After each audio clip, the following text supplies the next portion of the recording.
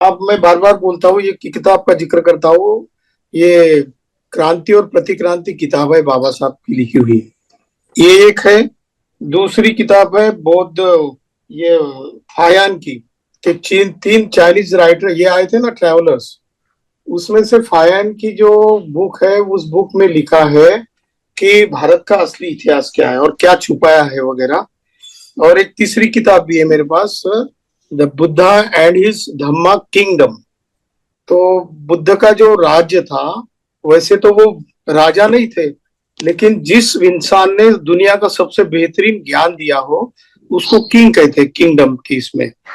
तो पहली बात तो ये है सर कि जो कार्तिक पूर्णिमा जो होती, अमावस्या जो होती है ना, कार्तिक, कार्तिक ये बुद्ध का नाम है।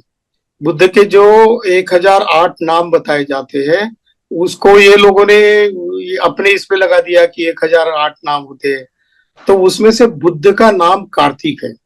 और कार्तिक अमावस्या की शुभ रात्रि को फिर क्या हो गया, दो घटनाएं बताई जाती है इतिहास में, जो कि इन तीनों किताबों में मुझे देखने को मिली और पढ़ने को मिली। पहली तो बात यह है कि जब तथागत बुद्ध को संबोधि प्राप्त हो गई थी, उसके 1 साल बाद, इसका मतलब लगभग बुद्ध ने घर छोड़ने के 7.5 या 8 साल बाद तथागत बुद्ध घर लौटे थे, कपिल वस्तु। और उस दिन का जो ये था, वो कार्तिक अमावस्या थी। मतलब ये अमावस का दिन था।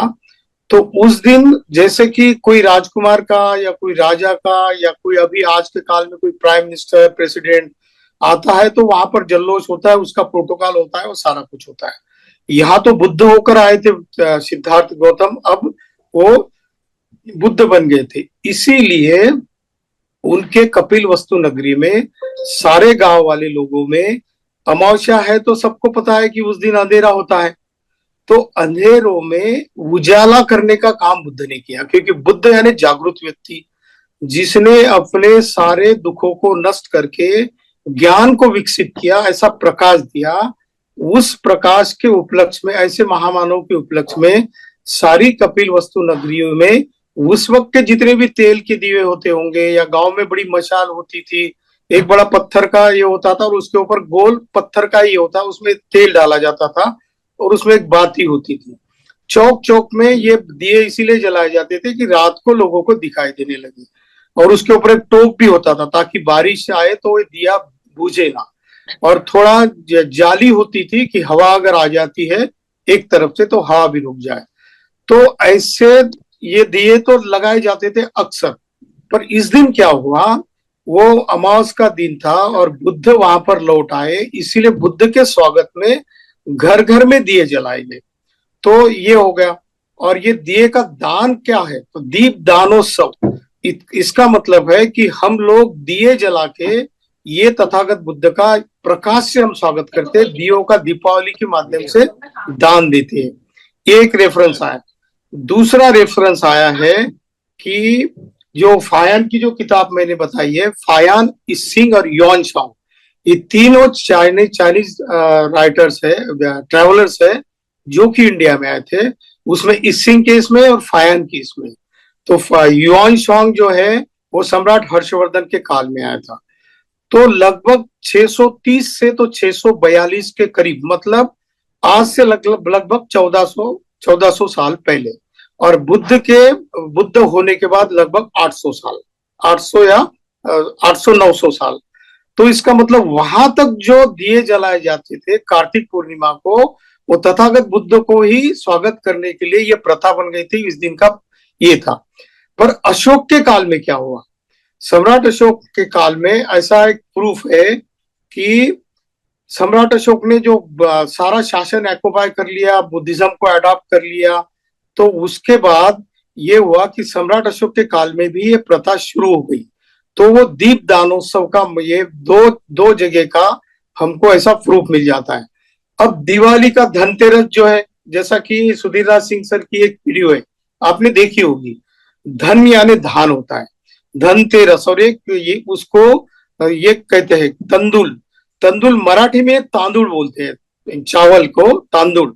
तो मराठी में सीधा पाली से आया हुआ जो शब्द है तांदुल। तांदुल मतलब वो धान का जो ऊपर का टर्फल निकलने के बाद जो बचता है, जिसका हम पकाते हैं चावल, उसको तांदुल कहते हैं। तो तंदुल जैसे कि बहुत सारे फसल आती थी, और फसल आने के बाद लोग अपना उत्सव मनाते थे, और वो उत्सव मनाने का दिन का क्या मौका है, तो बुद्ध की माता जो महालक्ष्मी थी, बुद्ध की माता को पाली में महालक्ष्मी कहा जाता है। ये मुंबई का जो महालक्ष्मी है ना रेस कोर्स, वो मुंबई के महालक्ष्मी रेस कोर्स में एक ताम्रपत्र मिला है।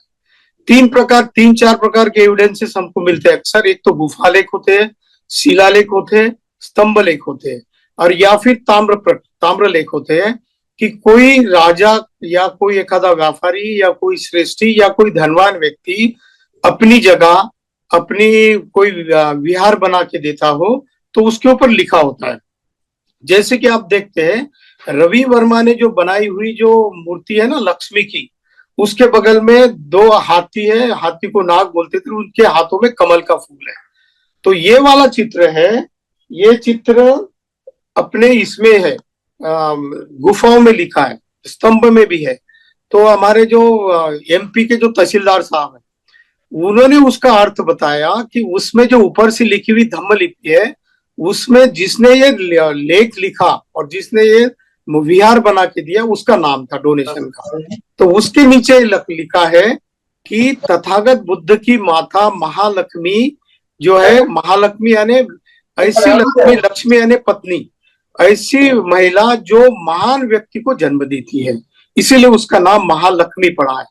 तो मुंबई के जो महालक्ष्मी रेस कोर्स के ताम्रपत्र में भी ऐसा लिखा है कि मुंबई का जो मंदिर है महालक्ष्मी का, बुद्ध के माता का मंदिर है। ये ट्रेडिशन लगभग 1000 साल तक चला। इसको काउंटर कब किया गया? काउंटर जब शंकराचार्य का जो ये आया लगभग 6वीं 7वीं शताब्दी में, उसने क्या किया कि यहाँ के जो सारे साहित्य जो था सम्राट अशोक के काल में, पाली का साहित्य श्रीलंकाई लिपि में लिपिबद्ध हुआ। फिर 4 प्रकार के हमारे बौद्ध भिक्खु गए थे उस वक्त श्रीलंका में, लगभग 3री और 4थी शताब्दी में। एक बुद्धघोष, धम्मपाल, धम्मदत्त और एक ब्रह्मदत्त, ऐसे 4 या 5 बौद्ध भिक्खु गए हैं, और उन्होंने फिर श्रीलंका से सारा साहित्य फिर से पाली में ट्रांसलेट कराया। लेकिन उन्होंने वही साहित्य लगभग, ये जो भिक्खु की जो भाषा थी महायानी भिक्खु की, इन्होंने 3री से 5वीं शताब्दी तक ये संस्कृत की भाषा बौद्ध भिक्खु ने लिखी है, इनकी नहीं है भाषा ब्राह्मणों की। तो इसमें लेकिन ये हो गया कि प्रच्छन्न बुद्ध बोलते हैं शंकराचार्य को, इसके काल में बहुत सारे वमन लोग बुद्धिज्म में आ गए और उन्होंने संस्कृत को अपना लिया। संस्कृत कोई आम लोगों की भाषा नहीं थी, ये तो किताबों की भाषा थी और फिलोसॉफिकल ट्रेड्स की भाषा थी, आम पब्लिक में नहीं पढ़ी जाती थी। इसमें उन्होंने फिर 11वीं शताब्दी के बाद लगभग 14वीं शताब्दी में सारे ये जो ग्रंथ लिखे, 11वीं शताब्दी के बाद ही वेद लिखे गए, उपनिषद लिखे गए, ये सारे पुराण लिखे गए। तो ये सारी किताबों में फिर उन्होंने गड़बड़ कर दी। जो बुद्ध की माता को अर्पण करने वाला जो त्योहार था, उसको इन्होंने लक्ष्मी का त्योहार करना कब शुरू किया? 1893 से। 1893 से जब रवि वर्मा का 1892 में जब चित्र आया लक्ष्मी का, तो तब ब्राह्मणों ने, खासकर उसमें कांग्रेस के ब्राह्मण लोग भी थे, कांग्रेस पार्टी में थे, उनको ये करना था कि 1885 में जब कांग्रेस की स्थापना हो गई, तो वो चाहते थे, एलएम ह्यूम नाम के व्यक्ति ने कांग्रेस पार्टी को स्थापित किया, और उनके साथ तिलक, गोखले, आगरकर, ये महाराष्ट्र के चटर्जी, बैनर्जी और मुखर्जी, ये 3 लोग थे। और उसके बाद लाल, बाल और पाल कहा जाता है तीनों को। लाला लजपत राय, लोग बाल गंगाधर तिलक, और वो एक ये था लाला, एक तीसरा था बंडोपाध्याय, कुछ तो भी था, हाँ, बिपिन चंद्र प्रसाद। तो ये 6 ब्राह्मणों ने ये सोचा कि हमको अंग्रेजों से पावर मिलने के बाद ट्रांसफर ऑफ पावर होना चाहिए, फिर इसके लिए क्या करेंगे? तो तिलक के हाथ में इन्होंने एक काम करा दिया कि तो गणेश का उत्सव जो है 1894 में शुरू किया।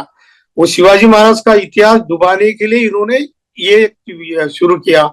फिर उनके पास और चाल चलनी थी कि इसका क्या करेंगे, तो रवि वर्मा ने बुद्ध की माता का जो 2 हाथी के हाथ में जो कमल है बुद्ध धम्म का चिन्ह है। सद्धम्म पुंडरिक सुत्त है ये बुद्ध धम्म में। सद्धम्म पुंडरिक सुत्त में ऐसा कहा जाता है, पुंडरिक यानी कमल, जो कमल के ऊपर बैठा हुआ जो है तथागत बुद्ध। और एक बार ऐसा सद्धम्म पुंडरीक सूक्त में ऐसा भी रेफरेंस आता है कि वो महाराष्ट्र के पंढरपुर तक आए थे और पंढरपुर को पुंडरीक सूक्त से बनाए बताया गया है, जहां पर वो अभी टोपी बिठाई गई है, लेकिन हाथ में कमर पर ये है, उनके दोनों हाथ है, लेकिन वो बुद्ध है। हमने 2011 में, मैं चीफ सेक्रेटरी ऑफिस में था तब, वो एक ब्राह्मण ने उसको बड़वा कहते हैं, जो पूजा करने वाला, वो हर दिन जिस पीछे की तरफ जो तालाब होता है, ये पंढरपुर में जो बुद्ध का विहार है, जिसको भी पंडरी विठल का मंदिर बोलते हैं, उसके पीछे में एक पानी की टंकी है। उस वक्त की लगभग 1500 हजार या 1500 या 2000 साल पहले की, उसमें पानी आता है और उसको एक नल है, उस नल का पानी तीर्थ कर पे यूज होता है। तो उसमें ये बड़वा होता है, रात को 12 बजे से 4 बजे तक ये कपड़े बदलते, बाकी का सारा कुछ करते, बुद्ध की मूर्ति है। तो उसमें वो पेशाब कर रहा था। तो एक सिपाही जो था अपना, जो समन था, उसने देखा कि ये तुम क्यों यहाँ पर पेशाब कर रहे हो। तो उसने कहा कि हम ब्राह्मण हैं, तुम कौन हो। तो बोले तुम ये तो लोगों को तीर्थ करके बांटते हो, तुम इसमें आप पेशाब कर रहे हो। ये तो बोलते आज का नहीं, हजार कई सालों से हम करते आ रहे हैं। तो ये केस चली थी, उस केस का इन्वेस्टिगेशन करने के लिए हम रात को 12 बजे गए थे वहां पर। तो ये पता चला कि सद्धम्म पुंडरीक सूक्त में जो लिखा है वो विठल है, पंढरपुर का, ऐसा बाबा साहब ने भी उसका उल्लेख किया है। तो कमल के ऊपर बैठने वाला पुंडरीक जो है वो तथागत बुद्ध है, और उसकी माता के नाम पर जो उत्सव मनाया जाता था वो कार्तिक पूर्णिमा के दिन पे। और ये बलि प्रतिपदा जो है, इसका उल्लेख पाली में ऐसा है, बलि यानी बलिष्ठ यानी ताकतवर राजा। बुद्ध को ताकतवर इसलिए बताते थे क्योंकि उन्होंने सारे दुखों के ऊपर विजय बनाई। तो बलि यानी बलिष्ठ राजा जो सिद्धार्थ है, जो बुद्ध बन गया, उसको प्रतिपदा, प्रति यानी पदा यानी पैर, उनके पैर को पूजने का क्षण उसको बलि प्रतिपदा कहते हैं। और ये महालक्ष्मी की पूजा होती है, ये बुद्ध की माता को पूजा करने के लिए, क्योंकि इसने ऐसे पुत्रों को जन्म दिया जिसने दुख से मिटाने का दुनिया को तंत्र दिया। तो ऐसे ये भाऊ बीज का भी है। भाऊ बीज के बारे में ऐसा बताया जाता है कि सम्राट अशोक ने जो अपनी पुत्री और पुत्र दिया था, और वो श्रीलंका को जाने वाले थे, तो जाने से पहले वो भाई बहन मिले एक दूसरे को, उनके जो जितने भी भाई थे, तो इसीलिए उन्होंने भाई और बहन का स्वागत सत्कार करने का काम किया, वो भाऊ बीज है। ये सारे रेफरेंस हमको मिलते हैं। इसमें विंसेंट एलन स्मिथ के इसमें है, मॉर्टिमर व्हीलर के किताबों में लिखा है, और एक विवेकानंद की शिष्या थी, उसका नाम मैं भूल गया, मेरी फॉस्टर या ऐसा कुछ तो भी नाम था, उनकी किताब है द फुटप्रिंट्स ऑफ बुद्धा। उस किताब में पूरी स्टोरी लिखी गई है। पर अभी क्या हुआ, बाबा साहब को भी थोड़े से रेफरेंस मिले पंढरपुर के बारे में, पर बाबा साहब ने उस वक्त ये बताया, ये रेवोल्यूशन और काउंटर रेवोल्यूशन में लिखा है बाबा साहब ने, बाबा साहब को चाहिए था कि ये सारा 33 करोड़ देवों का और ये अंधश्रद्धाओं का, रूढ़ी परंपराओं का, इसमें से हमारे समान लोगों को इसको बचा कर रखने के लिए उन्होंने 22 प्रतिज्ञा दी। बुद्ध का धम्म तो लिया ही लिया, लेकिन 22 प्रतिज्ञा ऐसी ले ली क्योंकि हमारा होता कैसा है, फिर ये तो हमारा ही है, तो फिर वो भी पालन करेंगे, ये भी पालन करेंगे। इसीलिए बाबा साहब ने एक लाइन ऑफ एक्शन खींच दी बीच में, और उन्होंने कहा कि हमारा कुछ भी नहीं है। बाद में जाके लेकिन उसमें गुंजाइश छोड़ी है बाबा साहब ने, उसमें किया, कुलकर्णी नाम का लेखक है जो कि वमन है, उसमें कहा है कि ये पुंडरीक भी विठल भी बुद्ध ही है, और जो पूजा की जाती है दिवाली की, वो बुद्ध की माता की पूजा की जाती है, वो है। और एक धर्माचे देवड़े यानी देवड़ाचा धर्म, ऐसा ये बाल ठाकरे का जो पिताजी था ना, प्रबोधनकार ठाकरे, उनके ग्रंथ में भी उल्लेख है। इसका मतलब बहुत सारे रेफरेंस ऐसे आते हैं कि बुद्ध की माता थी, उनकी पूजा के लिए महालक्ष्मी की पूजा। और फिर ये धन्वंतरी है तो दान देना, क्योंकि सन आप कर रहे हो, त्योहार मना रहे हो, उसके लिए। और ये बलि प्रतिपदा यानी बुद्ध की पद की पूजा करना। और भाऊ बीज है, दोनों भाऊ बीज मतलब श्रीलंका के लिए छोड़ रहे थे उनको। तो ऐसे रेफरेंस बहुत सारी किताबों में आते हैं। बट अभी हमारा क्या है, अभी हमारा सबसे पहला इंपॉर्टेंट काम है, जो मेरा वैयक्तिक मत बताता हूं मैं। अभी हम क्या करेंगे, इसकी खोज करेंगे। पहले जाके पूरी छानबीन, जैसा बुद्ध ने कहा कि कालाम सूत्र में चाहे कोई बात सही हो या गलत हो, इसकी पहले जांच कर लो, इसको तत्व की या तर्क की कसौटी पर घसो, तो पूरा फाइन ट्यून कर लो और उसके बाद वो अपनी है इसलिए मानो। तो अभी से अगर मानेंगे तो भ्रम में अब हो जाएंगे हम लोग, क्योंकि बाबा साहब ने कहा कि इंडिया में सबसे बड़ी चीज अगर क्या होती है तो लोगों को भ्रमित अच्छे तरीके से या बहुत आसानी से किया जा सकता है। आज ऐसा हो रहा है कि संविधान हमारा है, सारा कुछ लिखा हमारे लिए है, लेकिन वमन लोग वो संविधान को हाथ में उठाते 3 महीने पहले और वो 231 लोगों को मेंबर ऑफ पार्लियामेंट बनाते हैं। इसका मतलब है हम लोग भ्रमित बहुत जल्दी हो जाते हैं। हमने कभी ये नहीं सोचा कि ये संविधान उन्होंने हाथ में लिया तो इनको वोट देना या नहीं देना, पर हमारे पास इलाज भी नहीं था। तो ऐसा भ्रमित करने का काम अभी भी किया जा रहा है। हमको थोड़ा चौकन्ना होना है। हमारे सारे रेफरेंसेस और बुक से सारे जब हम निकाल कर लेके आएंगे, इसके ऊपर बहुत सारे पीएचडी की जाएंगी, रिसर्च हो जाएंगे, तब जाके हम इसको अपने तरीके से मना सकते हैं। तब तक लेकिन 22 प्रतिज्ञाओं को लेकर अगर लाइन ऑफ एक्शन खींचेंगे तो ये वमन कल्चर जो है, ब्राह्मण कल्चर को काउंट करने के लिए हमको सबसे पहले इकट्ठा होना होगा।